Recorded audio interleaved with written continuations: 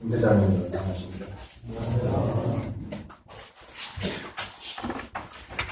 계속되는 집회 오늘도 회장님께서 기대해 주셔서 감사드리고요. 또 함께해 주셔서 고맙습니다. 오늘도 주님께서 저희들이 읽는 말씀 속에서 저희들이 들려주시기 바랍니다.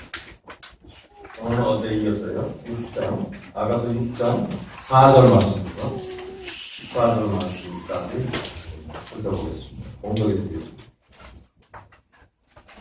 내 사랑아, 너의 어여쁨이 이르사 같고 너의 고음이 예루살렘 같고 어미남이 빛을 버린 군대 같고 내 눈이 나를 놀래니 돌이켜 나를 보지 말라.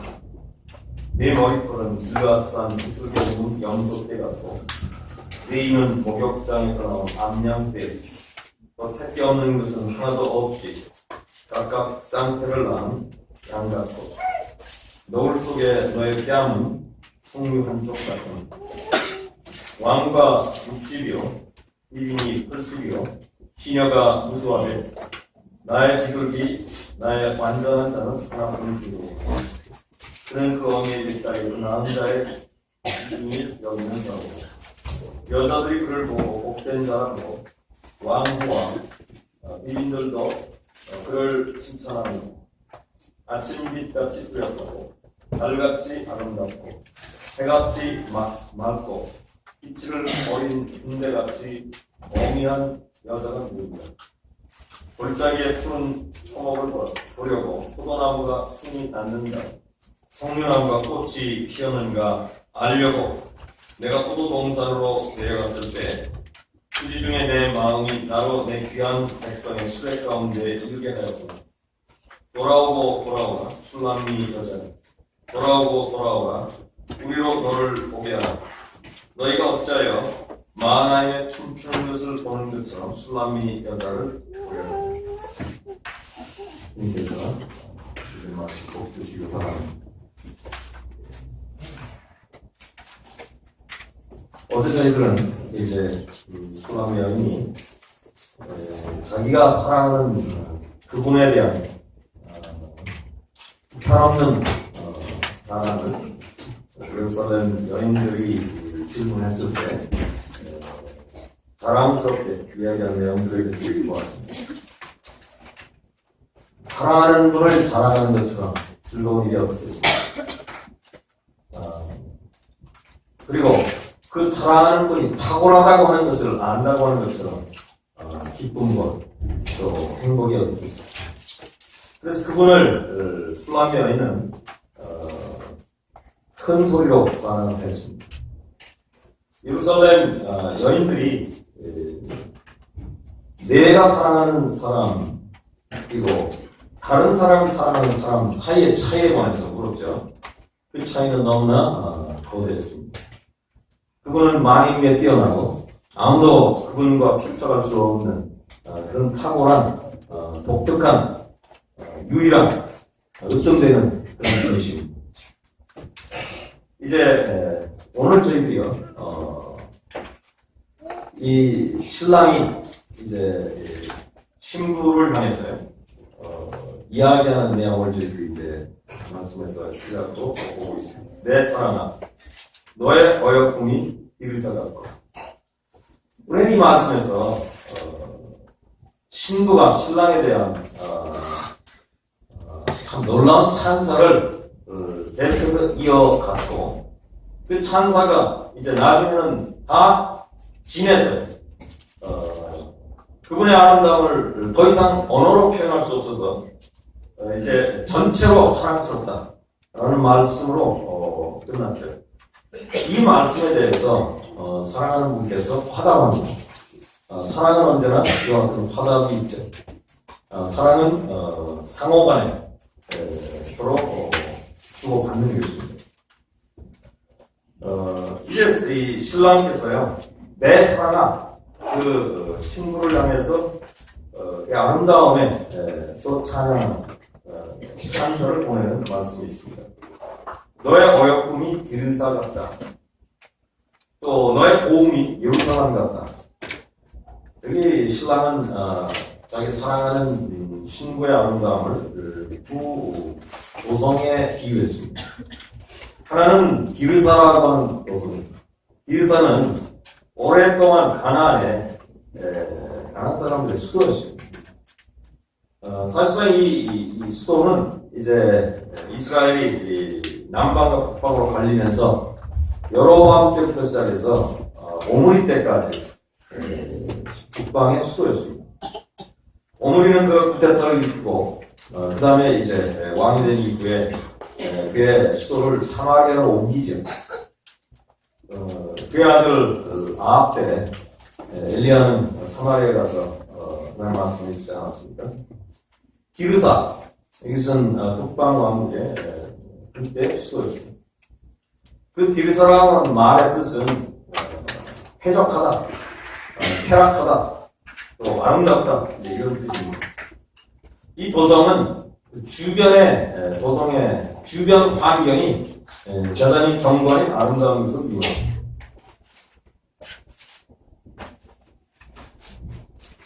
이 여인을 디르사에 이렇게 비유했는데요.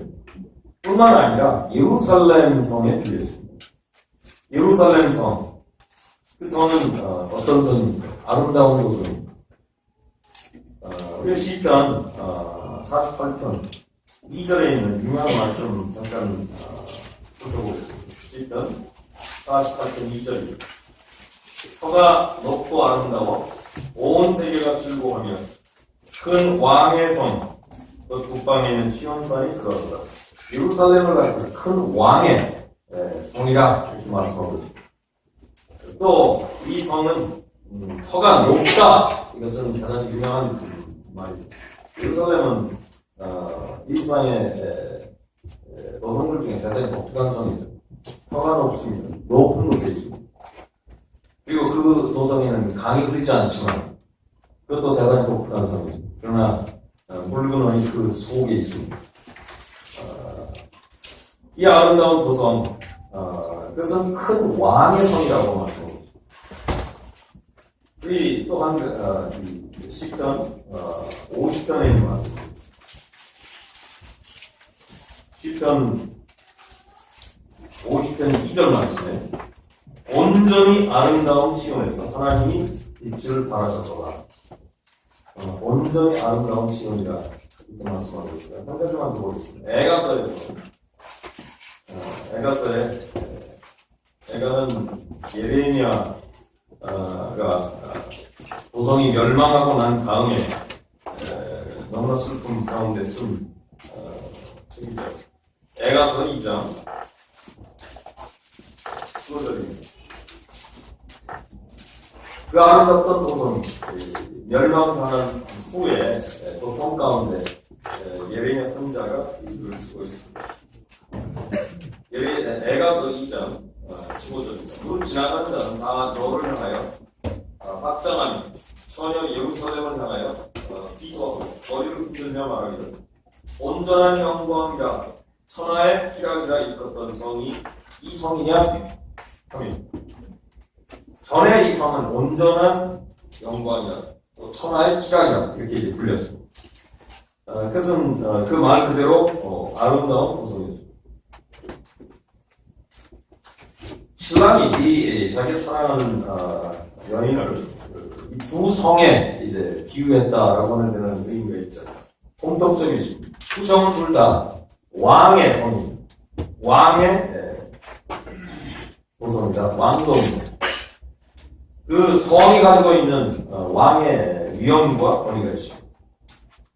그런 아름다움, 그 아름다움을 지금 이제 여인을 묘사하는데 사용했죠.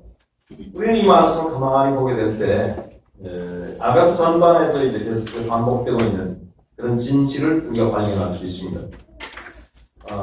우리는, 어제 저희들이 5장 하반부에서요,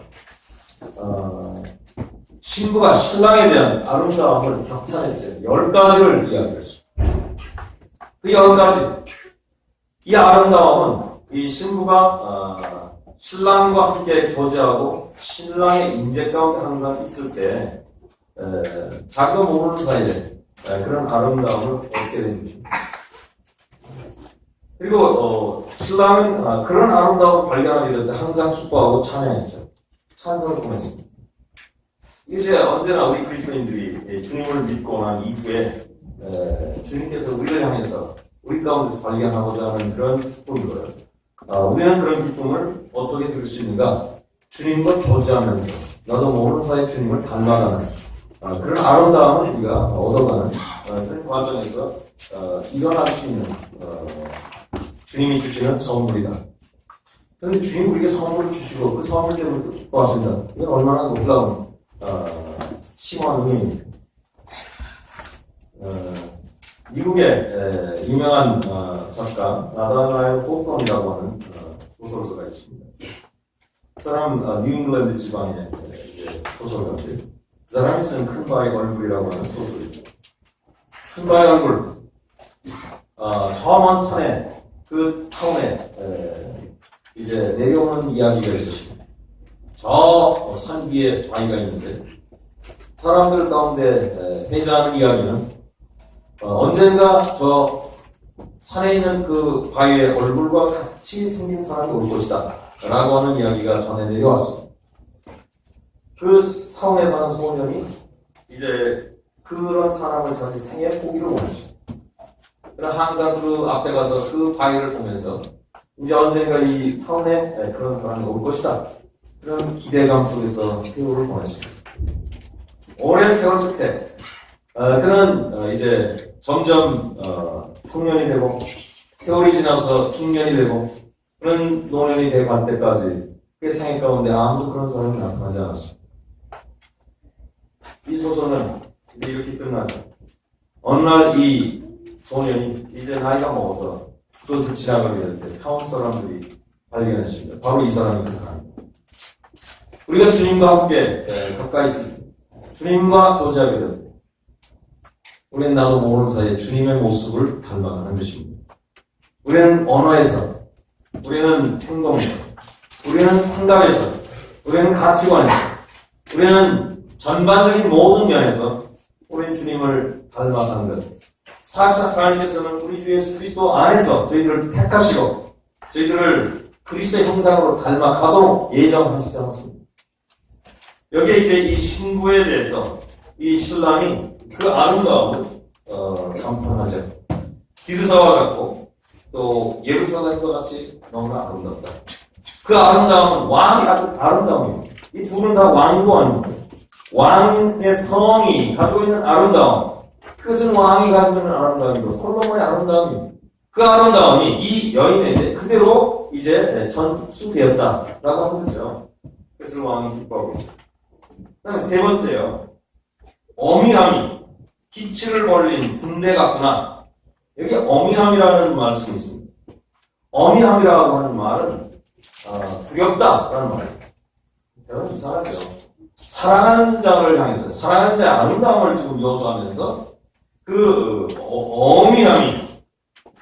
어미함 때문에 매력을 느끼고 있는 것입니다.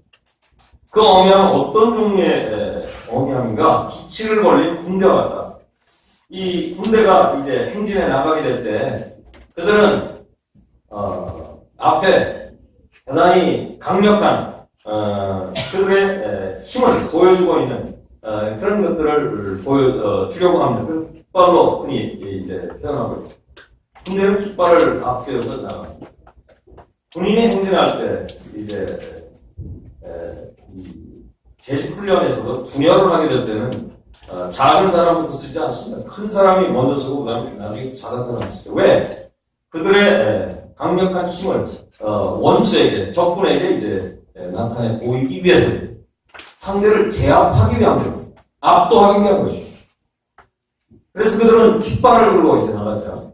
그래서 그런데 여기 이 여인의 아름다움을 놓고 참 기이하고 이상한 표현을 쓰고 있습니다. 이 여인의 아름다움, 사랑하는 사람이 그 여인의 아름다움에서 무엇 때문에 그렇게 매력을 느끼고 있는가? 어미함. 여기서 두려움이라고 하는 공포가 아닙니다. 여기서 구협이라고 하는 것은 경이할 만한 압도당하는 느낌, 그것 때문에 매력을 느낀다는 말이에요. 우리가 주님의 아름다움, 어제 신부가 신랑의 아름다움을 격찬하게 될 때 그 말씀 속에 담긴 것들, 그 아름다움은 무엇이었습니까? 그것은 그분의 도덕적인 영광이었습니다. 우리 주 예수 그리스도의 도덕적인 영광. 그것을 우리가 묵상하게 될 때 우리는 압도당합니다. 그분이 희고도 붓다. 그분이 희다라고 할 때 그분의 순결함과 거룩함, 그리고 전혀 죄가 없는 무흠함, 무죄함, 이런 모든 것들을 우리가 가히 상상할 수 없는 수준의 거룩함입니다. 우리는 그 거룩함을 정말로 우리가 대면하게 될 때 우리는 그 거룩함에 압도가 되는 것입니다. 왜? 우리는 절대로 거룩하지 않거든요. 우리는 그 거룩을 우리 속에서는 발견할 수 없는 것입니다. 그런데 우리 주님께서 우리와 같은 죄인을 위해서 그와 같이 거룩함은 하늘이 땅보다 높은 가죠. 하나님의 차원, 하나님의 계신 것, 그것은 우리가 있는 것과 너무나 거리가 먼 것입니다. 그런 거룩한 분께서 오셨습니다. 우리가 그분을 이제 알게 되고 그분을 주님으로 모시게 될 때 죄인으로부터 이제 구원을 받고 그분과 함께 동행하게 될 때 항상 느끼게 되는 압도당하는 것은 그분의 거룩함입니다. 우리 주님 하나님께서 모세에게 이렇게 말씀했죠. 내가 선 것은 거룩한 것이니 신발을 벗어라. 모세는 압도당했습니다. 왜냐하면 그것은 거룩한 곳이기 때문에 하나님께서 계신 곳이었기 때문에. 기도도 얼마나 깊습니다. 그 열정이라고 하는 것에 대해서 우리는 압도당합니다. 우리 주님께서 얼만큼 하나님의 뜻을 행하기 위해서 주님은 자기의 생애를 온전히 열정적으로 바쳤습니다. 그분께서 한순간도 전진하게 될 때, 하나님의 뜻을 따라서 나아가게 될 때, 그 열정이나 열의에서 조금도 그 마음속에 이제 1%도 그 열정에서 미달된 적이 없었다. 항상 충만했단 말이에요. 열정이 새나가지 않았습니다. 언제나 충만한 열정 가운데 나왔습니다. 이와 같은 것들은 우리의 마음을 압도하는 것입니다. 왜냐하면 이와 같은 열정을 우리가 볼 수가 없기 때문입니다. 열정이 있다가도 보증해준다고 하고, 열정이 있다가도 실망하고, 열의가 있다가도 관심이 사라지고, 이런 것들은 우리 가운데 얼마나 흔한 일입니다. 우리 주님의 붉음, 키보드 붓다, 이분의 모든 성품을 우리가 보이는 압도됩니다. 그것을 이 여인은 이와 같은 주님의 도덕적인 영광에 대해서 그 아름다움을 마음속에 이제 느껴가고 즐기고 또한 그것에 대해서 감상하면서 사랑하고 그것을 예루살렘 여인들 앞에서 자랑했죠. 그것은 주님의 이와 같은 아름다움 앞에서 이 여인은 오래 있었다고 하는 것입니다. 이 여인은 항상 무엇을 투여했어요? 주님의 임재가 떠나가는 것을 투여했어요. 그것은 마음속에 커다란 공포였습니다. 그것은 견딜 수 없는 위기였습니다. 그렇기 때문에 이 여인은 주님과 가까이 하기를 항상 사모하고 있었죠. 그러는 동안에 이 여인은 자기의 주에 대해서 사랑하는 분의 도덕적인 영광에 의해서 압도되고 있었다라고 합니다. 그런데 놀라운 것은 이 사랑하는 신랑께서요, 이 여인을 보면서 이제 압도됩니다. 어떻게 압도되는가? 경이로움 가운데 압도됩니다. 경이로움 가운데 제압되고 있다. 이 여인은 1장에서 그렇게 말했죠. 나는 거문이, 자기의 부정함, 자기의 거문, 아름답지 못함, 이것 때문에 마음속에 그런 생각을 가지고 있었어요. 그럼에도 불구하고 나는 솔로몬의 휘장같이 아름답다 라는 것에서부터 이제 시작했죠. 그의 사랑하는 분과 오래 있었습니다. 이제 사랑하는 분이 그 여인을 바라보게 될 때 여기서 이야기하기를 너의 오미함이 기치를 벌린 군대와 같다 라고 이야기합니다. 이것은 이 신부의 전인으로부터 풍겨 나오는 매혹적인 힘입니다. 그것은 도덕적인 영적인 힘입니다. 도덕적인 영광.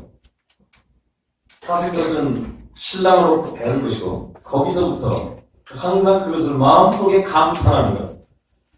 우리가 주님으로부터 감탄하는 것이 있다면 정말 우리 심령이 주님의 아름다움을 보고 그 영광을 보고 감탄하는 것이 있다면 그것은 우리 마음속에 서서히 스며든 것입니다. 우리의 모양을 서서히 바꿔가게 하는 것입니다. 우리는 주님으로부터 무엇을 감탄하고 있는가? 우리는 주님을 섬기게 될 때 부담 속에 섬깁니까? 의무 속에 섬깁니까?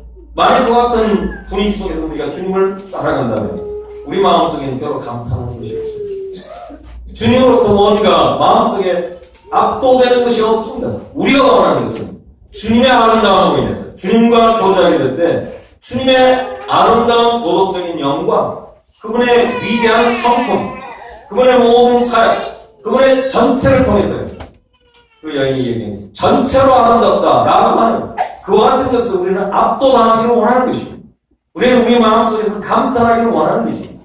그럴 때 우리 마음은 나도 모르는 사이에 주님의 그 위압감 속에서요. 주님이 나에게 주시는 위대한 아름다움이 하나씩 하나씩 생겨나는 것입니다. 한나를 생각해 보십시오. 한나를 우리가 가만히 살펴볼 때 한나로부터 우리는 어미함을 발견합니다. 어떤 어미함입니까? 분인나라에게 격동당했죠. 엘리 대제사장 성전에 가서 성소에 가서 기도할 때 엘리 대제사장으로부터 어려움을 당했습니다. 여성으로서 같은 여성으로부터 어려움을 당했습니다. 일부 다처의 가정 안에서 어려움을 당하는 겁니다. 격동을 당하는 겁니다. 또 대제사장으로부터 합당치 못한 이야기를 듣습니다. 그런데 이 여인은 어떻게 합니까? 이 여인이 행사하고 있는 위대한 어미함이라고 하는 것은 그것은 하나님을 향한 믿음입니다.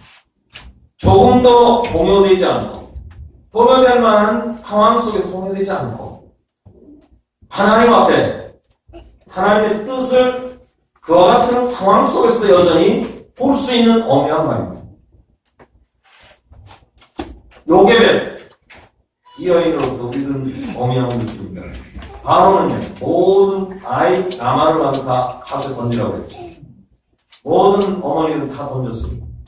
근데 어떻게 요게벳은 그 아이를 거기다 던지지 않고 그 아이를 어떻게 하든지 하나님의 은혜 가운데 하나님의 섭리 가운데 하나님께서 보여주실 것을 의지하고 믿고 생명을 걸고 그 아이를 삭수했습니다.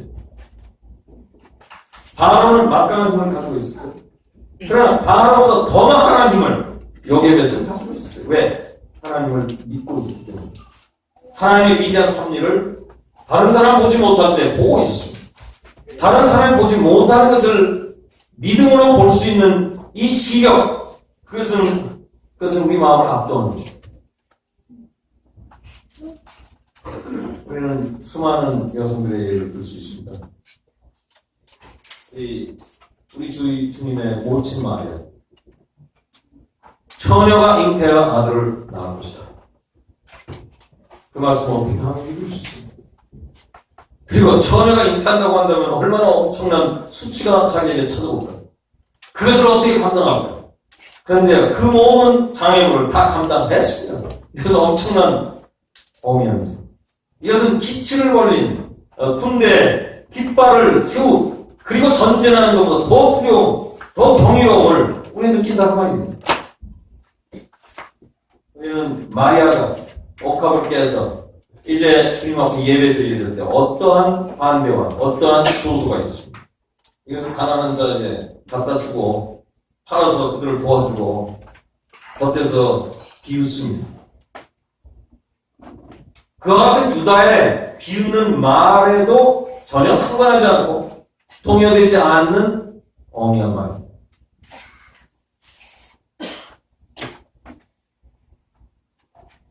룻은 어땠습니까? 모압 여인이 이스라엘에 간다면 이스라엘의 법은 모압 사람과 암몬 사람은 영원히 하나님의 총에 들어올 수 없다. 이것은 확고한 하나님의 말씀입니다. 그것은 악한 사람이 비웃는 이야기가 아니고 그것은 거룩한 하나님 오래전부터 시내산에서 하나님께 주신 율법입니다. 자기가 가지고 있는 모든 약점과 모든 슬픔과 자기가 지금 에워싸이고 있는 여러 가지 어려운 환경 속에서요. 그럼 어떻게 결정했습니까? 우리 룻이 어머니 하나님이 나의 하나님이 되고 어머니의 백성이 나의 백성이 됩니다. 내가 죽는 날까지 그리고 어머니 함께 묻힐 때까지 나로 어머니를 떠나게 하지 마소서라고 이야기할 때 룻의 결정 안에는 하나님을 향한 살아계신 하나님을 향한 결정이 있었습니다. 이 결정을 우리가 바라보게 됩니다. 우리는 어미함을 낀 겁니다. 도대체 어디에서 그와 같은 믿음이 나왔을까? 수많은 반대와 합법적이고도 이체 닿는 반대, 그와 같은 반대에도 절대 동의하지 않고 마치 군대가 깃발을 들고 앞으로 전진하는 것처럼 나가고 있다. 우리는 수많은 여인들이 가지고 있었던 그와 같은 반대에도 불구하고 믿음을 가지고 하나님을 의지하는 믿음 가운데 전진하는 어미함을 우리가 보게 됩니다. 에스더 마찬가지입니다. 죽으면 죽으리라. 이건 생명을 거한 결정입니다. 그의 민족을 위해서 하나님의 선민의 장래를 위해서 하나님의 악한 모든 계교 그것은 철저하게 계획된 것입니다. 이스라엘의 모든 인민들은 이제 정한 날에 모두가 죽임을 당한다고 하는 엄연한 현실입니다. 그 같은 현실에 이제 왕으로라도 아무 때나 올 수 없다고 하는 확고한 변할 수 없는 페르시아의 법입니다. 그것을 어긴다고 한다면 그것은 생명을 바쳐야 되는 것입니다. 그럼에도 불구하고 내린 결정 죽으면 죽으리라. 그리고 아수르로 나가죠. 아수르가 그 왕에게 나갔을 때 어땠습니까? 그 왕은 어떻게 그 여인을 받아주었을까? 거기에 에스더가 행사했던 믿음, 그 믿음 때문에 하나님께서 그 왕의 마음을 주관하고 있었죠. 왕의 마음, 왕의 명령, 이 모든 것은 에스더 마음속에 조금 더 두려움이 되지 않았다. 왜냐하면 생명을 걸고 나가는 결단 속에서요. 여성이 가지고 있는 아름다움, 그것은 여성이 가지고 있는 믿음으로 인한 용기입니다. 그것은 이 아가서가 우리에게 말씀하고 있는 바, 그것은 어미함입니다. 어미함이 우리에게 주는 매력입니다. 이 어미함이 신랑, 사랑하는 그 사람의 마음속에요. 경이로운 압도감으로 찾아왔습니다. 또 한 가지 보겠습니다. 어미함 다음에는요. 이제 이 신랑은 사실은 전에 4장에 보면요. 신랑이 신부의 아름다움에 대해서 7가지를 이 신랑이 이야기한 7가지 아름다움 중에서요. 여기서 반복합니다. 첫째, 눈의 아름다움. 두 번째, 머리털의 아름다움. 세 번째, 이의 아름다움. 네 번째, 뺨의 아름다움. 7가지는 4가지를 선택해서 다시 반복하면서 아름답다고 얘기해요. 근데 제일 첫 번째, 눈에 대해서 생각해보십시오. 내 눈이 나를 놀래니 돌이켜 나를 보지 말라. 이 말은 다른 번역에 보면요. 내 눈이 나를 사로잡았으니 나를 보고 있는 시선을 지금 다른 곳으로 올려주어라. 나를 보지 말라. 그것이 무슨 말일까요? 내 눈이 나를 놀래니 내 눈이 나를 사로잡으니 나를 보는 시선이 나를 압도하고 사로잡고 있기 때문에 이제 더 이상 나를 보지 말라. 그런 말입니다. 우리는 2장 5절에 보면요. 이 여인이 이 신랑이 자기를 사랑했습니다. 그때 우리는 이 신부가 왕실의 연회장으로 갔었죠. 여기 얼마나 많은 왕궁 안에 이제 세련된 사람들, 또 높은 지위에 있는 많은 남녀들이 있었습니다. 술람 여인은 갈릴리 지방에서의 여자 목자였어요. 포도원직이었어요. 햇빛에 끌려 검었습니다. 이와 같은 여인이 왕궁에 들어가서 이 많은 사람들 가운데 있을 때 얼마나 마음속에 위압감을 느꼈겠는가. 그러나 그와 같은 것을 아는 신랑은 그녀의 마음을 이제 뒤에서 툭 들어주고 있었다. 그래서 이 여인이 이야기하죠. 나의 사랑하는 분이 나를 보호하고 나를 지원해주고 나를 인도해주고 있기 때문에 이와 같은 상황 속에서 나를 지지해주고 있기 때문에 그분의 사랑은 내 위에 깃발이다. 이런 얘기죠. 그리고 나서는요, 이 여인이 사랑병에 걸렸습니다. 사랑이 너무나 커서 자기 육체가 그것을 감당할 수가 없는 그 같은 병이 걸렸어요. 근데요, 놀라운 것은 이제 6장에 와서 이 신랑이 이제 지금 이야기하죠. 신랑이 신부의 아름다움을 왕의 도성과 같이 거기에 비유해서 말씀했고, 그 다음에 그의 어미함에 의해서 자기는 압도되고 있다 이런 이야기를 한 후에요. 이 신부의 아름다움 중에 제일 첫 번째, 신부의 아름다움 제일 첫 번째 4장에서도 눈이었어요. 그 눈은 비둘기와 같다. 그때 그렇게 표현했는데 여기서는요, 조금 다른 내 눈이 나를 놀래니 압도되고 있어. 내 눈이 너를 사로잡고 있다. 따라서 나를 보지 말라. 이게 사랑병입니다. 신랑의 사랑병. 신랑이요. 신부가 자기를 보고 있는 것에 대해서 나는 싫다 이런 말이 아니죠. 신부가 신랑 자신을 향해서 보고 있는 그 눈빛이요.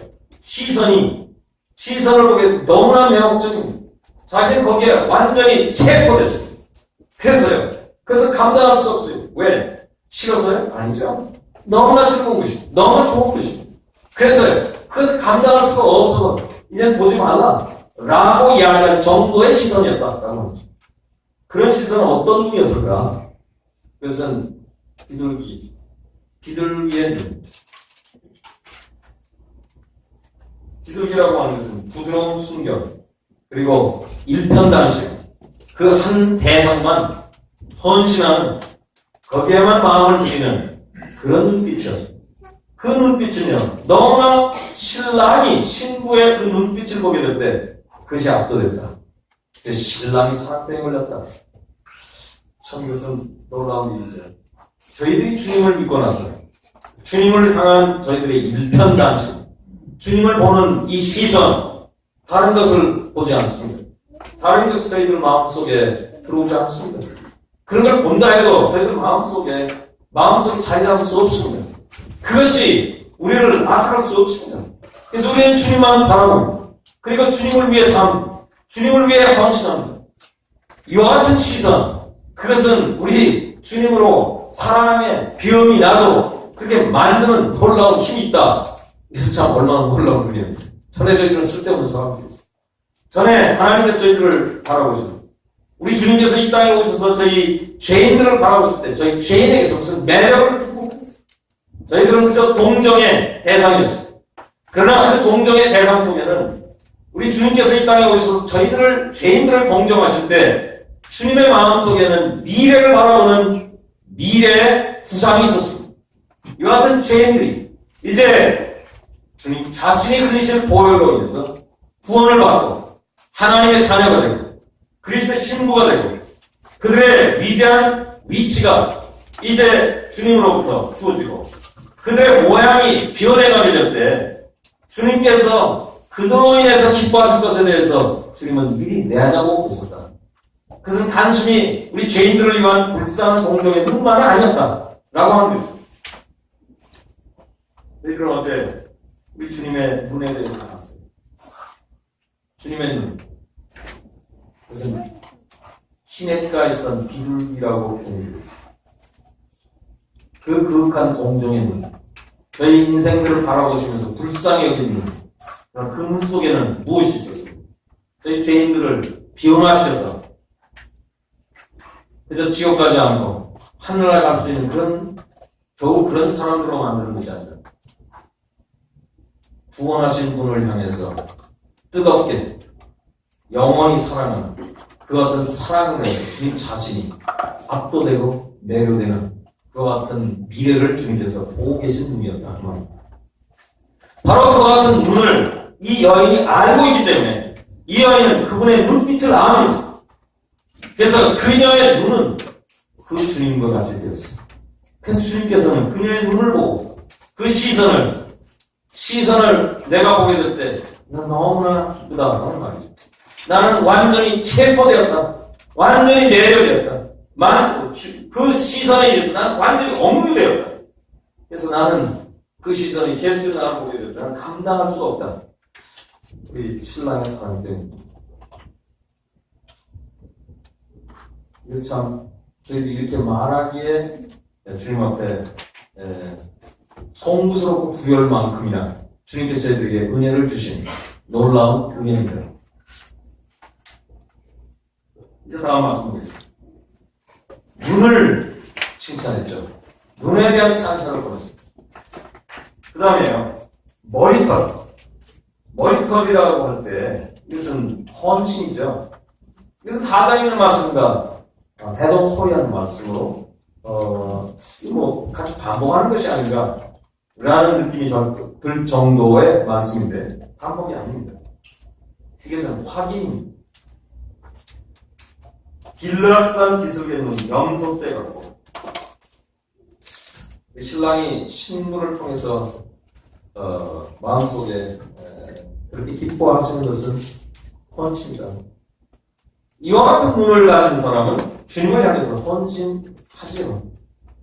그것은 어떤 부담 때문에, 그것은 어떤 의무 때문에, 그것은 어떤 책임 때문에 하는 것이 아니라 그것은 주님을 사랑하는 그 시선 때문에, 그분의 매료된 시선 때문에 신랑도 신부에 매료되고 신부도 신랑에게 매료되고 신부가 신랑에게 매료가 되었기 때문에 이제 그 눈빛도 신랑의 눈빛과 같이 변했으므로 신랑도 매료되고 있습니다. 우리는 이와 같은 사랑의 매료됨으로 인해서 매혹됨으로 인해서 우리는 주님을 기쁘게 헌신하는 것입니다. 그 헌신이라고 하는 것은 헌신 자체가 우리에게 기쁨을 주는 것입니다. 그래서 또한 주님께 기쁨을 주는 것입니다. 그래서요, 이 신랑은 이 신부의 헌신, 그 머리털, 그것은 길르앗 기슭에 있는 염소떼와 같다. 우리가 주님 앞에 사랑 가운데 헌신한다고 하는 것은 얼마나 행복한 일입니까? 그것은 종교적인 삶이 아니고요. 그건 세월이 가면서 권태가면서 우리가 이제 조중 합차하려고 하는 그런 마음도 아니고요. 우리는 시간이 가면 갈수록 더욱더 신선하고 새로운 사랑 속에서요. 주님을 사랑하게 되고 왜 사랑하게 되고 그분의 아름다움에 매료되기 때문에 사랑이라고 하는 것은 우리 주님의 그 완벽하고 아름다운 사랑 그분의 아름다움에 우리 마음이 완전히 빨려 들기 때문이죠. 우리 뭔가 해야 하기 때문에 하는 것이 아니라 그분의 아름다움에 우리가 빨려 들어가기 때문에 우리가 즐거이 하는 것입니다. 그것이 헌신입니다. 의무감에서 하는 헌신은 헌신이 아닙니다. 책임감 때문에 해야 하는 헌신은 그것은 헌신이 아닙니다. 그것은 사람들 눈에는 헌신같이 보일 수 있습니다. 자기가 헌신하고 착각할 수도 있습니다. 그러나 그것은 헌신은 아닙니다. 헌신이라고 하는 것은 주님의 아름다움에 내 자신이 매혹된 상태에서 주님을 사랑하는 그 사랑하는 마음속에서 그분을 보는 눈빛 그것이 우리 주님의 마음속에 그렇게 커다란 희락을 안겨주는 바로 그때 우리가 주님을 향하는 모든 것들은 헌신이 되는 것입니다. 그 다음에 이를 말하고 있습니다. 내 이는 목욕장에서 나온 암양떼, 새끼 없는 것은 하나도 없이 각각 쌍떼를 낳은 고양이와 같다. 우리는 이미 4장에서요, 이에 대해 신부의 이가 얼마나 아름다운가.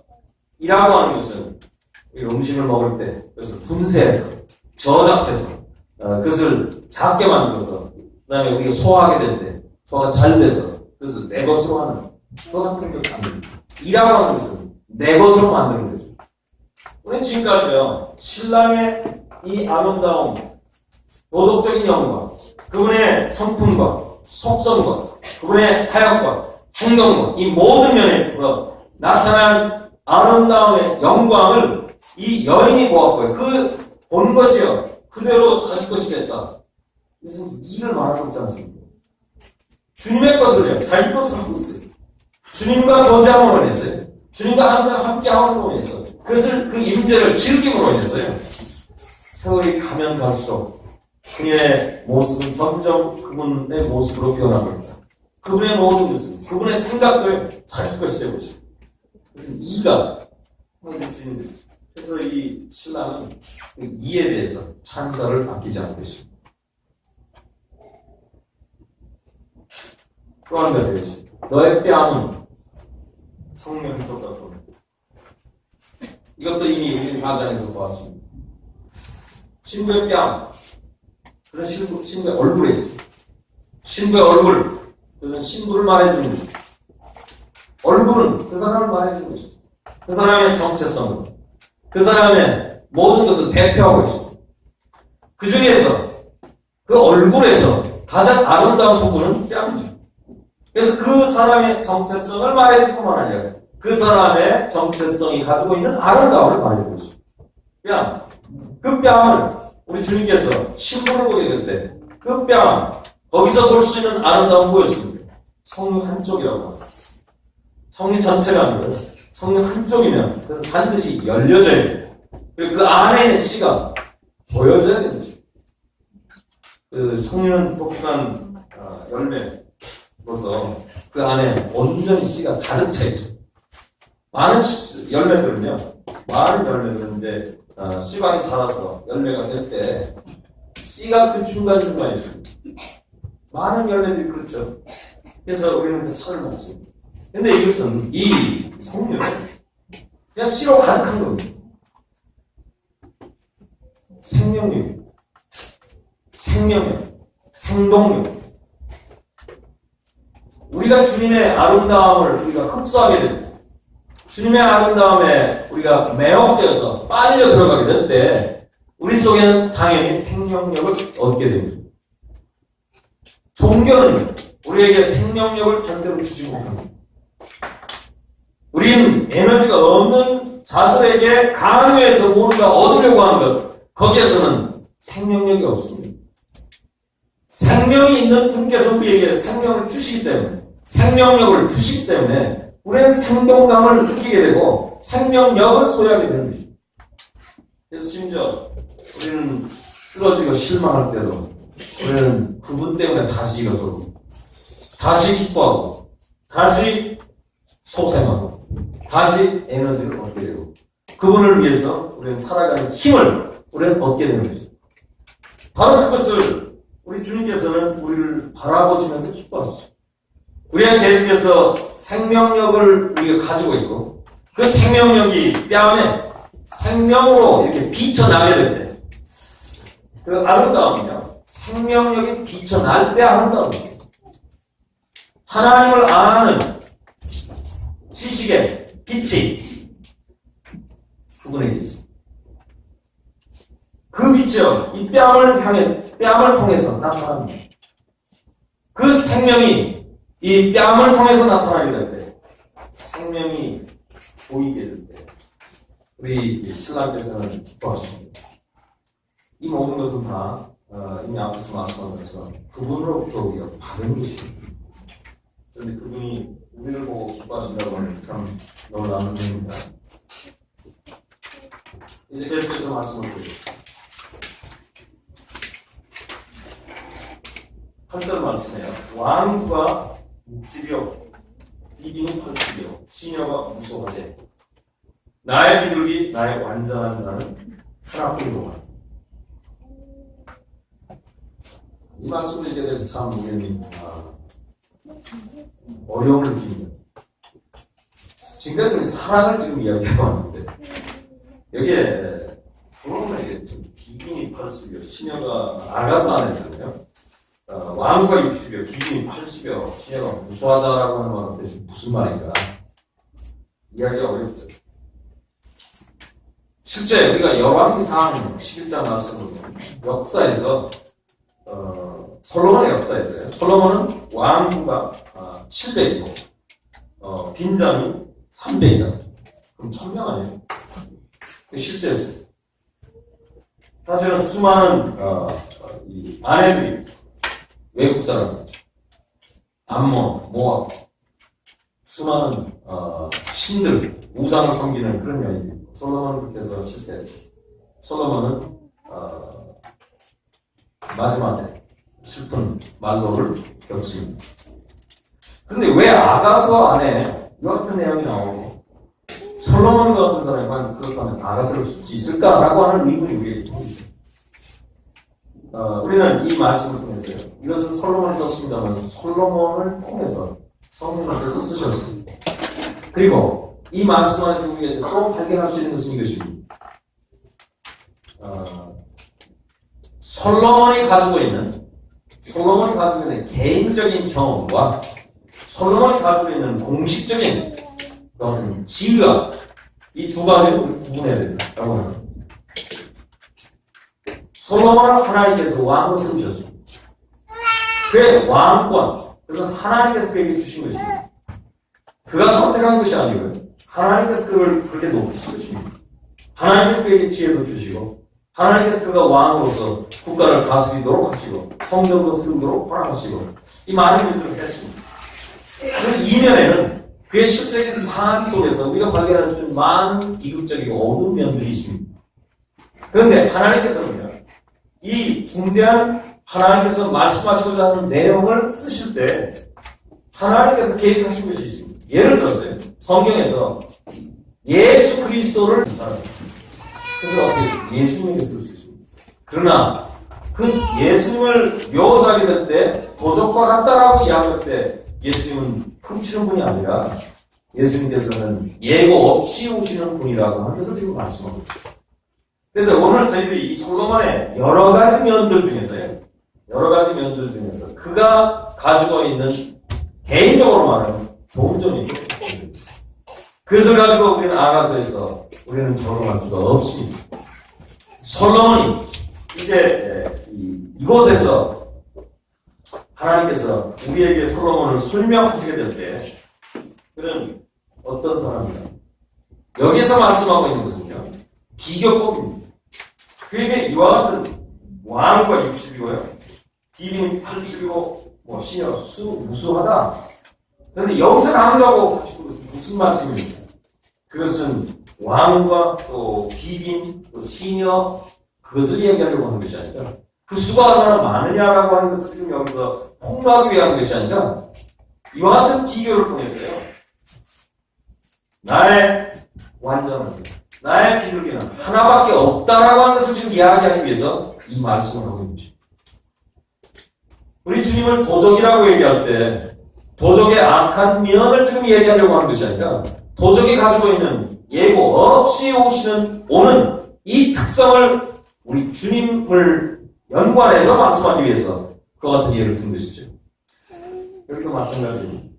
여기서 중요한 점은 신랑에 살아가는 사람은 하나밖에 없다라고 하는 거예요. 우리 이 주제를 놓고요. 어제 저희들이 이 신부가 신랑에 대해서 이야기하게 될 때 뭐라고 하죠? 키보드, 불거, 많은 사람이 뛰어난다.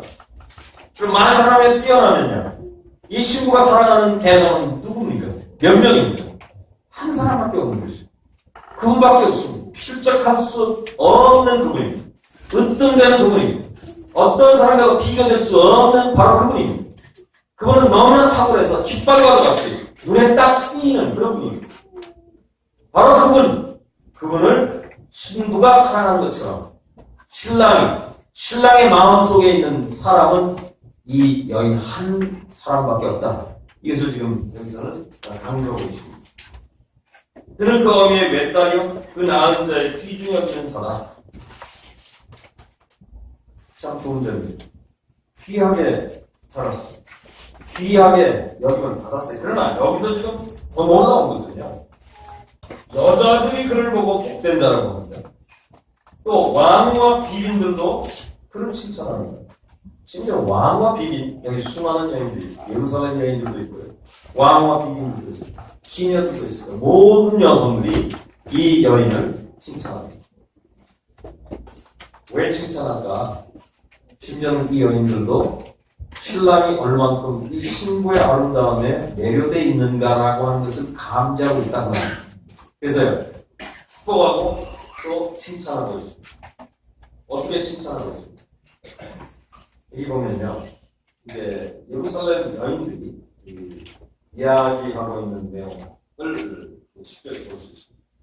이 여인의 아름다움을 네 가지로 묘사하고 있습니다. 이 여인은 신랑에게 비둘기, 그 다음에 신랑에게 완전한 사람,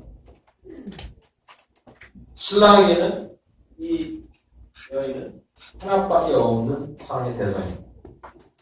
바로 이와 같은 점을 보면서 예루살렘 여인들이 이제 이 여인에 대해서 네 가지를 얘기하고 있다. 첫째,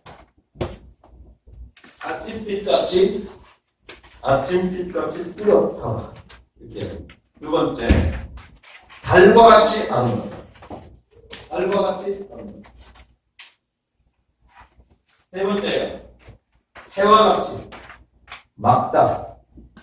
그 다음에 네 번째는 아까 기치를 벌린 군대와 같다라는 말씀을 앞에서 했습니다만 여기서요 다시 반복합니다.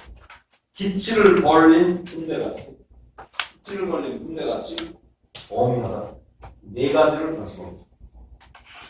이것은 지금 신랑이 하는 이야기가 아니라 예루살렘 여인들이 지금 이 여인에 대해서 이런 아름다움을 보면서 칭찬하고 있는 것입니다. 우리 모습을 한번 살펴보겠습니다. 아침빛같이 뚜렷하다라고 하는 말씀입니다. 아침빛같이 뚜렷하다. 이것은 동틀 때 신선합니다. 두 번째는요, 달같이 아름답다. 그것은 캄캄한 때, 오늘 읽어오면서 보니까 보름달이 캄캄한 이 백그라운드에서 거기에 달이 떠 있습니다. 은은한 빛을 비춥니다. 이것은 부드러운 빛의 매력입니다. 이 여인이 가지고 있는 빛을 지금 소개하고 있는데, 여러 명의 이제 어둠이 서서히 가면서 빛이 나오는 것 같은 아름다움. 이것은 신선함이고 기대감입니다. 그런 아름다움. 캄캄할 때 그윽한 빛의 부드러운 빛의 매력. 그 다음에 세 번째는 대낮입니다. 대낮인데 너무나 밝아요. 우리 대낮에 촛불을 킨들 그것이 우리에게 얼만큼 우리에게 호소력이 있겠습니까? 뭐 회중전등이나 뭐 심지어는 스테디움에 밝게 비치는 그 빛, 그것도요 밤에는 강력하게 그 빛이 비추지만요 게임을 하기 위해서 비칠 때 낮에는 그렇게 강한 빛도 햇빛 아래서는 대낮에는 별로 빛을 보지 못하죠. 그런데요 대낮에 이 태양을 지금 이야기해요. 태양같이 맑다. 환한 낮인데요 태양을 우리가 보게 될 때 그 모든 빛을 압도하는 강력한 빛이 거기서 방사되고 있는 것입니다. 이 여인의 아름다움은 그렇게 묘사하고 있습니다. 네 번째는 이제 앞서 얘기했던 것처럼 그것은 기치를 벌린 군대, 깃발을 세우고 이제 전진하고 있는 그 같은 군대의 매력입니다. 어떤 매력입니까? 이것은 어미함의 매력입니다. 그것을 조금 전에 생각해봤어요. 이 여인의 이와 같은 아름다움을 우리가 잠깐 하나님 말씀에서 예를 통해서 보고 싶습니다. 구약의 아비가일이십니다. 다윗이 사울에게 쫓겨다녔죠. 다윗의 생애 중에 참 특이할 만한 것은 그가 사울에게 쫓겨다닐 때 그는 잡히면 죽는 겁니다. 그래서 그냥 게임이 아니었고 그가 정말로 잡히면 죽습니다. 사울은 철저히 그를 잡기 위해서 이제 모든 국민들 중에서 만약에 다윗이 어느 곳에 갔는데 그 지역 사람들이 자기를 보고하지 않으면 그 지역 사람은 처벌한다. 대단히 효과적인 그런 체포 방법이죠. 이와 같은 상황에서요. 그가 어떻게 살아나갈까? 그는 하나님의 기름 부음을 받은 왕인데, 그런데 폐위된 왕은 여전히 왕좌에 보고 있고, 그리고 왕권을 주장하고 계십니다. 그래서 하나님께서 허락하신 이 왕은 아무런 능력이 없고, 능력이 없어 보이고, 보좌에 앉을 만한 그런 여건도 되지 않고, 이제 폐위된 왕에게서 쫓겨다닙니다. 다윗이 사울에게 쫓겨다니다가 그가 사울을 죽일 수 있었던 두 번의 기회가 있었죠. 우리는 두 번의 기회를 다윗은 쓰지 않은 것을 우리 알고 있습니다. 첫 번째는요, 사무엘 상이에요. 상에서 이제 우리가 그 사건을 발견할 수 있는데, 첫 번째 엔게디 굴에서 죽일 수 있었는데 죽이지 않았어요. 그리고 나서 그 다음에 이제 사건이 일어납니다. 그가 쫓겨다니기 때문에 지금 먹을 것도 변변히 얻을 수 없는 상태입니다. 자기 혼자 도망다니는 것이 아니고 자기 주변에 이제 400명, 나중에는 600명으로 늘어났어요. 다윗의 사람들이 함께 했습니다. 나발에게 찾아가서 우리가 이렇게 수고하고 있으니 이제 때도 좋고 이제 양털 깎는 때도 되었고, 양털 깎는 때가 항상 사람들에게 많은 그 음식도 제공하고 또 사람들에게 선을 베풀죠. 왜냐하면 그것은 양을 기르는 사람들에게 추수의 때이기 때문이죠. 즐거움 때문이죠. 나발은 다윗을 거절했죠. 다윗은 참으로 배척받는 왕이었습니다. 왕에게 쫓겨다녔죠. 이제 모든 국민도 두려워서 다윗을 영접할 수 없습니다. 사울에게 보고해야 됩니다. 나발의 집안도 보호해주고, 많은 도적대와 또한 많은 외적도 그 당시에 있었습니다. 다윗이 그들의 손에서 나발의 집을 보호해줬어요. 그러나 나발은 다윗의 요구에 대해서 한마디로 거절했죠. 가치 없는 인간이 자기 집을 떠나서 방황하면서 이제 거지같이 와서 구걸하는 그런 사람으로 여겼죠. 왕을 죽일 수 있는 기회가 있었는데 다윗은 죽이지 않았습니다. 참, 그 죽이지 않은 이유는 하나님의 기름 부음 받은 자를 나는 죽일 수가 없다. 자기의 곁에서 보좌하고 있는 경호원 또한 유력한 군인, 그들의 말도 이제 만류하면서 절대로 일을 할 수 없다라고 굳건히 결정했습니다. 그런데 나발에게 배척을 받았을 때 다윗은 어떻게 했습니까? 다윗은요, 너무나 격분한 나머지 왕을 죽일 수 있는 기회가 있었을 때 그는 고결한 결정을 했음에도 불구하고 나발이 자기의 마음을 건드렸을 때 다윗은 견딜 수가 없었어요. 그래서 군대를 이끌고 그냥 당장 가서 이제 나발의 집을 완전히 뒤엎어버리겠다라고 달려가고 있었습니다. 그때 아비가일이 나옵니다. 아비가일이 준비해 가지고 나옵니다. 우리 사무엘상 25장 18절 말씀이겠습니다. 아비가일이 지금 군대를 이끌고 사실 자기 남편이죠. 나발은 자기 집을 향해서 완전히 초토화시키겠다라고 생각하고 쫓아오고 있는 길에 거기 나가서 아비가일이 이제 다윗을 대면합니다. 대면하기 전에 18절 말씀에 아비가일이 급히 준비한 것이 있었습니다. 그것은 떡 200덩이, 포도주 2가죽부대, 그리고 잡아서 준비한 양 5, 그리고 볶은 곡식 5세알, 건포도 100성과 무화과 뭉치 200을 취해서 선물로 가지고 나갑니다. 23절 말씀 보면요, 유력한 곳에서 이제 드디어 다윗을 만납니다. 그는 여인이었습니다. 그 옆에 무슨 군대가 함께 대동학한 것도 아닙니다. 그래서 선물을 가지고 상대는, 자기가 맞이해야 될 상대는 그는 이스라엘에서 가장 강력한 무인입니다. 그리고 거기에는 막강한 군대가 있습니다.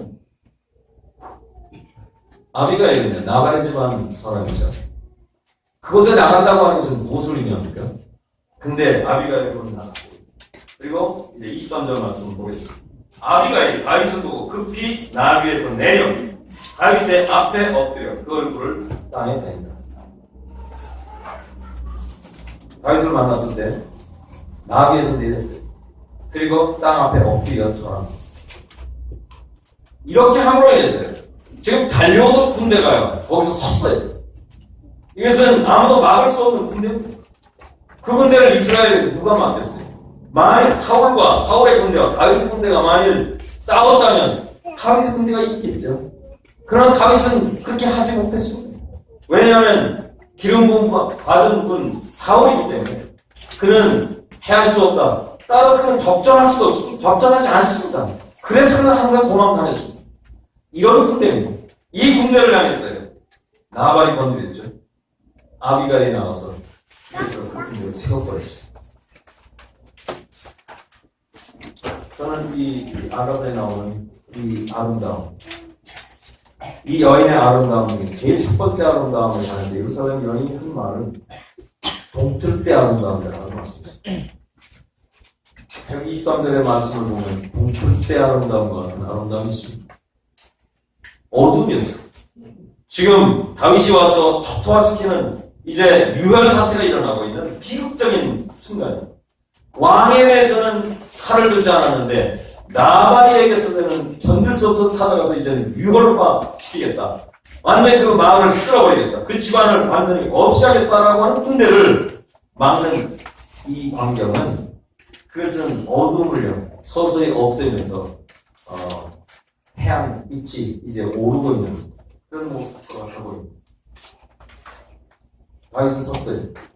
그리고 나서 섰을 때 아비가일이 이렇게 말합니다. 다윗의 발에 엎드려가고 24절입니다. 주여 청컨대 이 죄악을 나 곧 내게로 돌리시고 여종으로 주의 귀에 말하게 하시고 이 종의 말을 들으소서. 이 여인이 엎드려서 하는 말은 이제 다윗에게 요청합니다. 첫째, 이 죄악을 내게 돌려달라. 두 번째, 여종으로 주인의 귀에, 다윗을 주인이라고 지금 말씀하고 주인에게 여종의 말을 할 수 있게 기회를 주십시오. 라고 이야기합니다. 호소하는 겁니다. 이 호소는 참 부드러운 말입니다. 마치 어두운 밤에 달빛이 반사하는 빛을 비추게 될 때 대단히 부드러운 빛, 그윽한 빛입니다. 이와 같은 빛에 다윗은요, 가던 모든 전 성령으로 달려가던 모든 군대에 위압감 있는 모든 힘, 그런 것이 거기서 그대로 정지해버리고 말았어요. 그리고 이 여인이 하는 이야기, 엎드려서 합니다. 자기 말을 타고 있었어요. 엎드려서 하는 얘기에 그는 더 이상 갈 수가 없었어요. 도덕적인 힘입니다. 군사력인 힘이 아니고요. 도덕적인 영광입니다. 이 이스라엘에서 가장 강력한 무인이요. 이 여인의 말 앞에서 그런 힘을 잃어버리고 말았어요. 그 다음에 이제 이 어두운 밤에 비치는 부드러운 빛과 같은 그런 말을 이 여인이 계속합니다. 26절 보면 내 주여 여호와께서 사시고 내 주도 살아 계시거니와 내 주의 손으로 피를 흘려 친히 보수하시는 일을 여호와께서 막으셨으니 내 주의 원수들과 내 주를 헤아려 하는 자들은 나발과 같이 되기를 원합니다. 칼은 펜 앞에서 힘을 잃어버렸죠.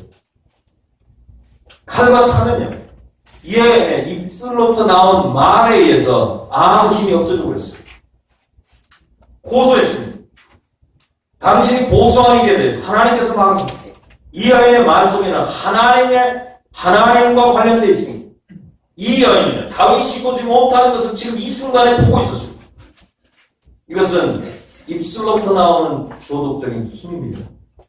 우리가 하나님과 관련해서 우리가 생각하고 그 가치를 우리가 적용하고 그 하나님의 뜻에 대해서 우리가 이야기하게 될 때 거기에 도덕적인 힘이 있습니다.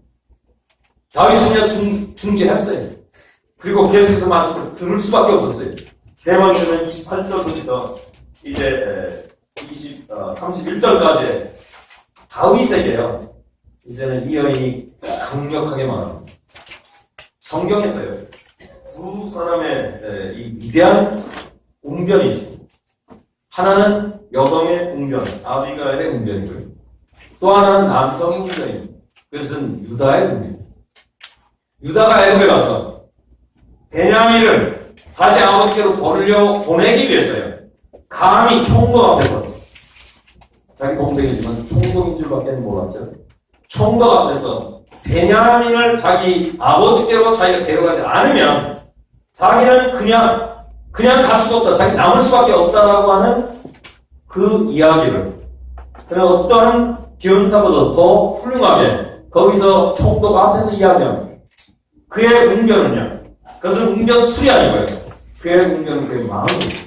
그 사랑하는 아버지를 향한 사랑과 자기 동생을 향한 회개한 마음으로 자기 동생을 향한 사랑이 있어요. 그래서 총독이라고 하는 두려운 사람 앞에서요, 그는 조금도 주저하지 아니하고 그는 그의 마음을 토로하고 있었어요. 그리고 그것은 설득력이 있었습니다. 여기도 마찬가지입니다. 아비가일이요, 이제 28절에서 이야기합니다. 다윗이 이 모든 말을 단 한마디도 떨어뜨리지 않고 듣습니다. 28절에 주의 여종의 허물을 사하여 주옵소서. 여호와께서 반드시 내 주를 위해 든든한 집을 세우리니. 첫 번째, 다윗에게 하나님께서는 내 주를 향해서 다윗을 위해서 든든한 집을 세우시리라. 다윗은 사실은 나발을 죽이려고 갈 때 모든 것을 다 잊어버렸어요. 하나님 자기에게 기름 부었다고 하는 것도 사실 거의 생각이 안 날 정도로 그는 흥분했습니다. 그는 그의 눈에는 이제 이런 이야기를 듣고 난 견딜 수 없다.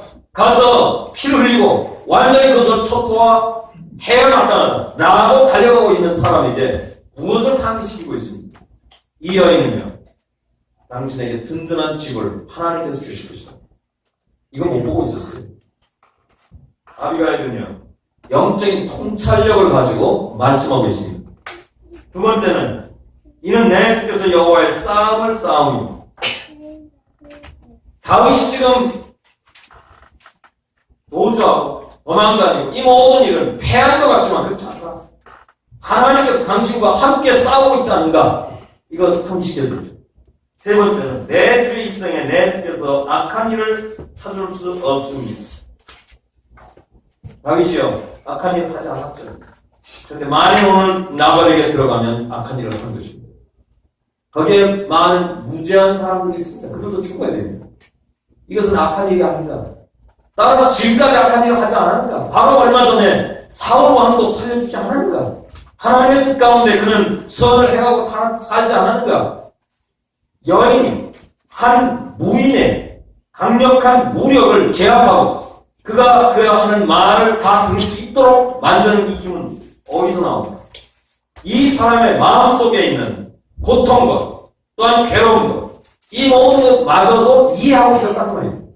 그래서 당신의 생에 아무런 죄를 짓지 않고 있잖아니까 따라서 앞으로도 계속 죄를 짓지 말고 살라라고 한 말이죠. 4절에요.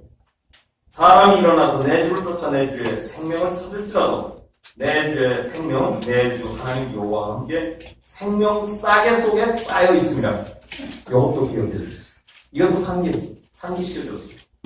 생명 싸개, 하나님의 생명 싸개 안에 내 주께서 들어가 있지 않는가?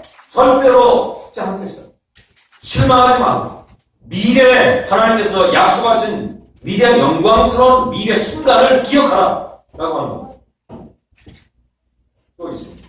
7번째, 여호와께서 내 주에 대하여 하신 말씀대로 30절입니다. 모든 선을 내 주에게 행하사 내 주를 이스라엘 지도자로 세우신 때에 좀 더 구체적으로 말씀. 하나님께서 당신을 왕으로 기름 부었지만 이제 왕으로 정말로 세우실 때 그때가 온다. 31절을 보겠습니다. 내 주께서 무죄한 피를 흘리셨다든지 내 주께서 친히 보수하셨다든지 함을 인하여 슬퍼하실 것도 없고 내 주의 마음이 걸리는 것도 없으시리니. 보수함으로 인해서요. 나중에 후회할 일을 하지 않는 것이 얼마나 행복한 것인가, 얼마나 마땅한 것인가, 얼마나 합당한 것인가 라고 하는 것을 상기시켜 줬어요. 우리는요, 여기에서 다윗은 아무 힘이 없었어요. 여기에 이 여인의 아비가일의 한 말은 우리는 아가서에서 볼 수 있는 것처럼 대낮에 강력한 태양에 그 빛을 찬란히 방사하는 것과 같은 그런 힘을 갖고 있었어요. 다윗이 압도되었습니다. 그래서 어떻게 압도되었습니까? 32절 보면 다윗이 아비가일에게 이르되 오늘날 너를 보내어 나를 영접케 하신 이스라엘 하나님 여호와를 찬양할지로다. 또 내 지혜를 찬송할지로다. 칭찬할지며 또 내게 복이 있을지로다. 오늘날 내가 피를 흘릴 것과 친히 보수하는 것을 내가 막았느니라. 나를 막아 너를 해하지 않게 하신 이스라엘의 하나님 여호와의 사심으로 맹세하노니 내가 급히 와서 나를 영접지 아니했다면 밝은 아침에는 과연 나발에게 한 남자도 남겨두지 아니하였으리라. 이제 저희는 네 번째요. 다윗이 아비가일의 한 말을 듣고 그는 모든 그 말을 다 수용할 뿐만 아니라 아비가일을 지금 칭찬합니다. 아비가일에게서 압도되었어요. 마치 기치를 벌일 군대가요. 나아가게 될 때 바랬던 위험과 같은 그런 위험을 아비가일이 다윗에게 다윗은 후에 아비가일을 알려서 않죠. 왜 그랬겠어요? 아비가일 속에서 이와 같은 매력을 발견했기 때문에 이와 같은 아름다움입니다. 네 가지 아름다움. 그것은 사실상 예루살렘 여인들이요. 이 신부를 통해서 발견했던 아름다움 아닙니다. 이 아름다움을 이 여인들은 발견했어요. 그래서 칭찬했습니다. 이제 이 모든 이야기를 듣고 나서요. 우리가 본문의 말씀 11절에 와보면 이 신부가 항상 그렇습니다. 우리가 이 4장에서 칭찬하는 이야기, 신랑이 칭찬하는 이야기를 다 듣고 난 후에 신부는 어떻게 이야기했어요? 신부는 자기는 어둠이 이제 서서히 밀려가는 그래서 아침이 오는 새벽과 같은 그런 자신이라고 생각했어요. 자기는 아직도 환하거나 그런 게 아니고 아직도 어둠이 남아있다. 이 속에 남아있다. 훌람 여인의 겸손을 말하죠. 칭찬을 듣게 될 때 당연히 나오는 겸손입니다. 여기도 마찬가지라고 생각합니다. 11절 말씀에 골짜기에 푸른 초목을 보려고 포도나무가 순이 나는가 석류나무가 꽃이 피우는가 알려고 내가 포도동산으로 내려갔을 때 부지 중에 내 마음이 나로 내 귀한 백성의 수레 가운데 이르게 하였구나. 이 아이는요 포도동산으로 갔어요. 이 포도동산은 갈릴리에 자기가 옛날에 과거에 포도원지기 또는 여목자로서 갈릴리에서 고향에 살 때 자주 갈릴리 골짜기에 찾아나갔던 포도동산. 그 포도동산에 가면 석류나무가 있고 또 포도나무가 있어서 그곳에 가서 순이 났는지 찾아보고 꽃이 피었는지 가보면서 그녀는 많이 자연 가운데서 묵상하던 과거의 추억을 생각합니다. 왜 이야기를 하고 있는가? 이 여인은 지금 왕도의 비유가 되었습니다. 왕궁에 와서 왕의 사랑하는 대상자가 되었습니다. 사랑하는 자가 되었습니다. 그는 왕궁에 와 있습니다. 왕의 사랑을 입습니다. 그런 자기의 과거는 자기 옛날에 갈릴리의 목자입니다. 갈릴리에서 포도원에서 일하던 포도원집이었다. 자기의 과거의 추억을 생각하면 자기의 옛날의 입장을 생각합니다. 하나님께서 우리를 칭찬하십니다. 우리 주님께서 우리를 격찬하신다면 우리는 무슨 생각을 하겠습니까? 우리는 우리의 과거는 너무나 비참한 생각이에요. 우리는 죄 가운데 살았고 소망도 없었고 하나님의 은혜도 알지 못하고 하나님을 우리는 생각할 수 없는 사람이었습니다. 근데 하나님께서 어떠한 은혜를 따라서 우리를 이와 같이 구원하시고 우리와 같이 높이셨는지 우리를 하나님의 사랑의 대상으로 삼으셨는지 그리스도께서 어떻게 우리를 사랑하셔서 죽으셨을 뿐만 아니라 우리를 사랑하시기 때문에 지금도 인도하시고 우리를 통해서 기쁨을 취하시고 또한 우리 가운데서 우리 안에서 어떤 것으로 인해서 감탄하신다. 그래서 얼마나 놀라운 일입니까? 그와 사랑을 받게 될 때 우리의 마음은 다시 낮아진다라고 하는 겁니다. 이건 마땅한 것이죠. 우리의 과거를 생각할 때 우리 항상 그 과거를 우리 마음속에 둬야 됩니다. 우리는 과거에 연연해 살아서는 안 됩니다. 과거 우리의 미래를 좌우해서 안 됩니다. 예를 들어서 과거의 우리의 성공이 우리 마음으로 하여금 오만하게 만들어서도 안 되고 과거의 실패가 우리로 하여금 자기 연민 속에 빠져서 헤어나지 못하도록 만들어서도 안 됩니다.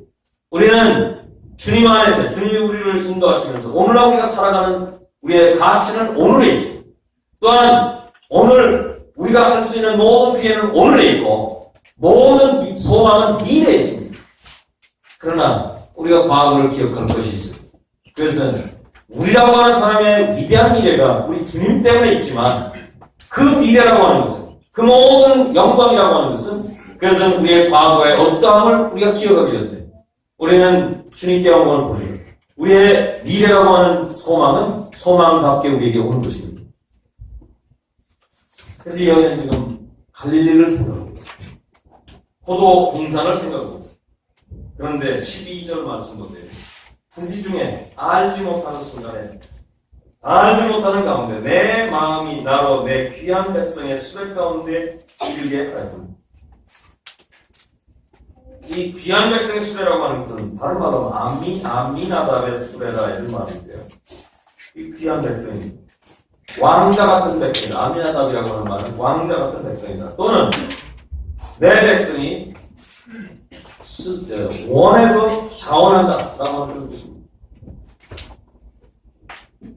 이 여인이 과거를 생각하고 자기의 비천함을 생각했어요. 왜 비천함을 생각했습니까? 자기 연민에 빠져서요? 아니에요. 자기를 너무나 사랑해주는 그분의 이야기, 신랑의 칭찬, 그리고 심지어는 주변의 연금까지도 자기를 칭찬해줍니다. 주님이 우리를 사랑합니다. 우리가 주님을 따라서 섬김으로 인해서 우리가 주님의 영광을 드러냅니다. 때때로 우리 주변에 있는 사람들이 그로 인해서 주님께로 옵니다. 참 승리의 순간이죠. 기쁨의 순간이죠. 우리 믿는 사람에게 커다란 희열 중에 하나는 우리가 주님을 드러내므로 인해서 주님을 자랑함으로 인해서 영혼들이 구원받는 순간입니다. 주님을 자랑하고 주님의 말씀 가운데서 출구함으로 우리 낙심한 성도들이 다시 힘을 얻는 순간입니다. 이러한 순간에 우리의 마음은 어디로 가야 될까? 우리의 마음은 과거를 돌아보고 우리의 어땠다? 과거의 우리의 비천함, 과거의 우리의 낮아 있었던 그런 상태, 쓸데없었던 상태, 아무짝에도 쓸데없던 그런 사람이죠. 그런 것을 생각하면서 주님께 찬양을 돌리는 것이죠. 이 여인은요, 과거를 생각하면서 이렇게 이야기했어요. 나 자신이 옛날에는 과거에 갈릴리에 사는 시골에 살던 여목자였는데 지금 나는 귀한 사람들 가운데서 감탄을 받고 있다. 여기 아미나답의 수백, 귀한 백성의 수백 가운데 이르렀어요. 이 여인이요, 누구 때문에 이렇게 됐습니까? 사랑하는 그분이요, 자기를 발판했어요. 자기를 선택해줬어. 그래서 사랑해줬어. 그래서 사랑을 통해서 자기를 변화시켜줬어. 자기로 하여금 많은 사람들, 심지어는 다른 사람들을 통해서도 감탄의 대상이 되게 하셨어요. 그리고 무엇보다 주님 자신이 자기를 감탄하십니다. 그 매력에 대해서 나는 사랑의 병에까지 걸렸다고 말씀하십니다. 이 모든 은혜를 이 여인이 마음속에 두고요. 나는 과거에 이런 사람이었는데, 갈릴리에 이런 사람이었는데 지금 왕국에 와서 이러한 감탄을 받고 있다. 마음속에 깊이 그 주님에 대해서, 신랑에 대해서 감사하는 마음을 가지고 있죠. 13절 말씀입니다. 13절, 14절은요, 우리말은 이 번역에서는 13절, 14절로 되어 있습니다만, 흥정역에서는 그냥 13절 하나로 되어 있습니다. 돌아오라, 술람이 여자야. 돌아오라, 우리로 너를 보자. 여기 돌아오라. 술람이 여인아, 돌아오라. 우리가 너를 바라보고자 하노라. 이런 말이에요. 예루살렘 여인들이요, 술람 여인을 보고 싶어 합니다. 그 아름다움, 이야기했죠? 그 아름다움 계속 보고 싶은 것입니다. 우리가 주님을 따라가고, 주님과 가까이 가고, 주님과 교제하고, 그래서 거기에 아름다운 우리가 얻고, 살아가게 될 때요.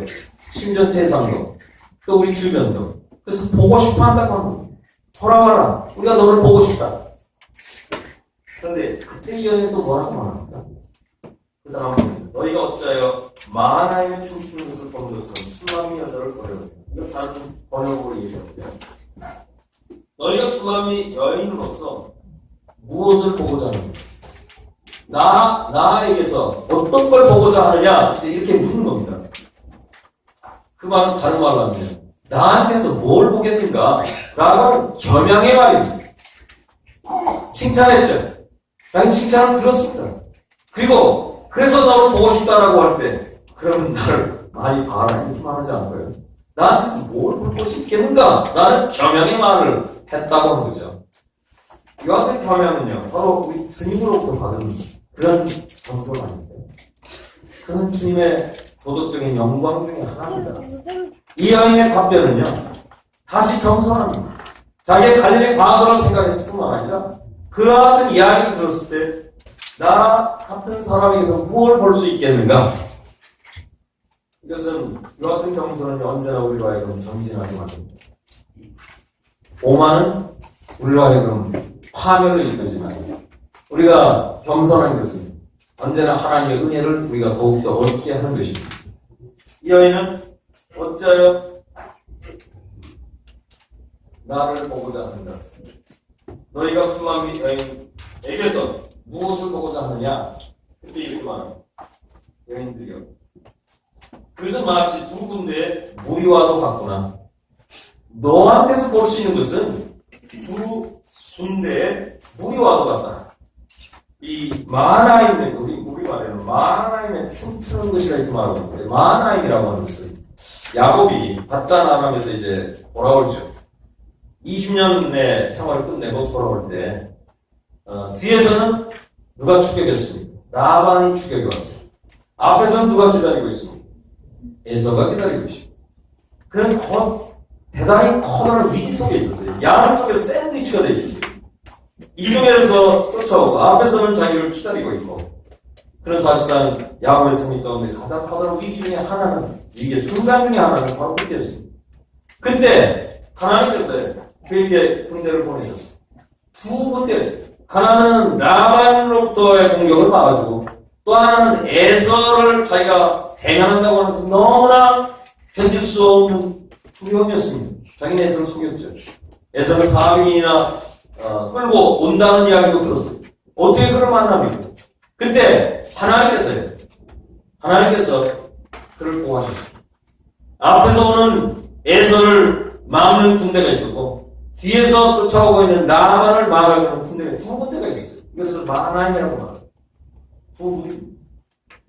마하나임에 춤추는 것. 이 여인들이요. 술람미 여인으로부터 발견할 수 있는 것은 무엇입니까? 그것은 마하나임에 춤추는 것. 두 군대에 춤추는 모습. 그것을 발견한다. 이제 신랑과 신부의 사랑은 점점 깊어가는데 이 사랑은 더욱더 깊어갈 겁니다.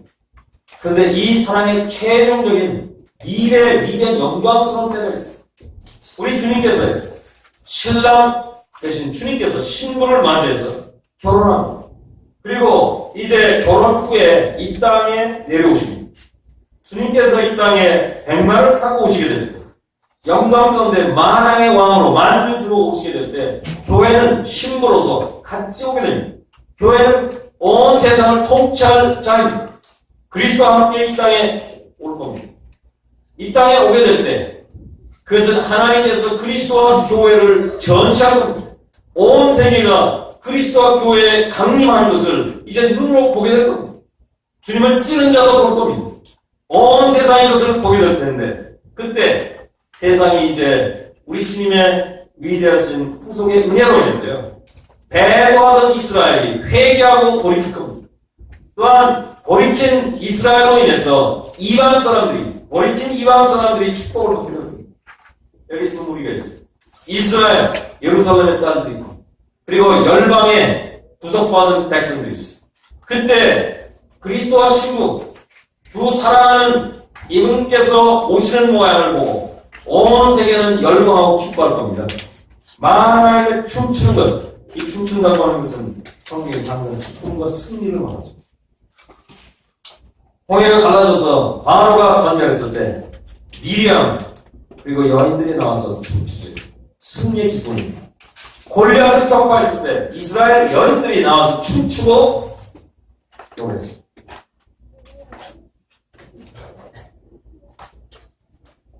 다윗이 괴를 시온으로 모시고 올 때 다윗은 어떻게 했습니까? 오랫동안 소원하던 것이 드디어 이루어졌기 때문에 그는 미간을 결시했지만 그는 상관하지 않고 춤췄어요. 이것은 기쁨입니다. 위대한 날이 올 겁니다. 그리스도와 교회의 위대한 날이에요. 지금은 거절되신 주님께서요. 이제는 만 왕의 왕으로 만주해주고 그리고 교회를 대동하고 이 땅에 올 겁니다. 그때 위대한 즐거움이 이 땅에 있을 거예요. 어떠한 위대한 즐거움입니다.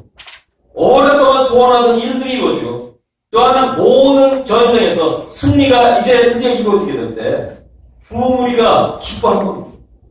이와 같은 기쁨을 이 여인 안에서 본다고 합니다. 예루살렘 여인들이여 우리가 돌아오라. 너를 통해서 우리가 뭔가 보고 싶다. 우리가 나한테서 뭘 볼 게 있는가? 그들이 얘기했습니다. 이런 즐거움, 이런 영광스러운 기쁨을 나는 너를 통해서, 우리는 너를 통해서 봅니다. 형제자매님들, 우리는 이런 소망이 있습니다. 이런 위대한 미래가 있습니다. 지금은 예수님께서 거절당하는 순간입니다. 다윗이 옛날에 거절당하던 긴 세월이 끝나고 그리고 보좌에 올라 의로 통치했던 것처럼 우리 주님께서 지금 거절당하는 시대입니다. 우리는 이 시대에 거절당하는 주님을 우리가 모시는 사람들입니다. 따라서 거절당하는 주님을 모시게 될 때 그 같은 보좌와 섬김은 그것은 진실한 것으로 드러나게 되죠. 만약 오늘날 주님께서 영광 가운데 계시다면 우리의 섬김이 과연 사실인지 아닌지 우리는 불가능할 수 없을 겁니다. 주님께서 오늘 거절당하시게 될 때 우리는 주님께서 받으시는 거절과 능력을 우리도 함께 받고 진리를 위해서 그분을 위하는 마음으로 사랑하는 마음으로 그분에게 매료된 마음으로 우리가 주님을 섬길 것입니다. 그리고 위대한 미래를 저희들이 바라보고 그 미래를 마음속 기쁨 가운데 품고 우리가 갈 것입니다. 또 한 가지 말씀드리겠습니다. 주님의 인재입니다. 주님의 인재 가운데 우리는 서로 간에 매료되고 있다라고 하는 진리를 우리가 생각해 보십시오. 신부가 신랑을 보게 될 때 매료되죠. 이것은 너무나 당연한 것이죠. 그런데 놀라운 것은요. 오늘 우리의 6장 말씀에서 신랑이 신부에게 매료되고 매료된 정도가 사랑함으로 병이 날 정도로 그렇게 매료되었다. 만약 우리가 주님에게 매료되었어요. 그 매료된 마음 속에서 주님이 우리에게 주시는 아름다운 우리 것으로 하게 될 때 주님께서 우리를 보시고 감탄하시고 또한 그 눈빛을 보고 주님께서는 감당할 수 없을 정도가 된다면 그래서 얼마나 우리가 주님께 합당한 일을 하고 있는 것이 있어요. 주님께서 저희들의 마음을 계속해서 붙드시고 위로하시고 세우시고 이 거절을 당하시는 주님, 그 주님을 저희들이 온 마음으로 또한 저희들의 온 몸으로 모든 생각을 가지고 모든 뜻을 가지고 모든 힘으로 주님께 헌신하고 나가야 되겠습니다. 주님께서 저희들을 계속해서 도와주시기 바랍니다.